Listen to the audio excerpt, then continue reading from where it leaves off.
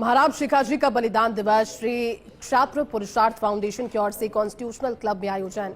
Club के पृथ्वीराज चौहान सभागार में आयोजन। इस कार्यक्रम के विधानसभा अध्यक्ष वासुदेव देवनानी, भाजपा नेता सतीश पूनिया, क्षत्रिय युवक संघ के अध्यक्ष भगवान सिंह, महावीर सिंह सरवड़ी, पूर्व न्यायाधिपति राघवेंद्र सिंह सहित बड़ी तादाद में समाज बंधु मौजूद थे। महामानव के इतिहास से प्रेरणा लेकर जननी जने तो दोए जन कह दाता के सूर, नहीं तो रह भांजड़ी मती गंवाजियो नूर। यह जो एक पुरानी कहावत है, मैं समझता हूं ये आज भी साम्यक है। और जिस प्रकार से राजस्थान की धरती, इस पर सदैव ऐसे वीर पैदा हुए जो अपने ओर से छाप छोड़ गए। शेखावटी और शेखावत वंश के संस्थापक वीर श्रोमणी वीर शेखाजी के इस बलिदान से बहुत कुछ प्रेरणा मिलती है। अभी उनके जीवन का जिस प्रकार से हमको विस्तार से बताया, मैं समझता हूं कि ऐसे वीर राजस्थान के कण कण में पैदा हुए, जिन्होंने समय समय पर पूरे देश को स्वाभिमान और स्वतंत्रता की न केवल दिशा दी और साथ में कुशल प्रशासक के रूप में भी आए।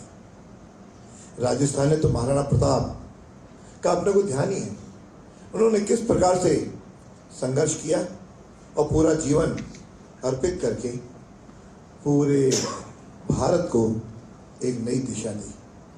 और मुझे भी इसलिए ध्यान आ रहा है कि जब हम इतिहास जो आज पढ़ाया जाता है, वह इतना इस प्रकार से विकृत इतिहास गुलामी के कालखंड का पढ़ाते हैं, तो कई वीरों का जिक्र तक भी नहीं है, और कुछ का जिक्र है तो उसे विकृतियां बहुत हैं, जिसे वर्षों तक हम पढ़ते रहे।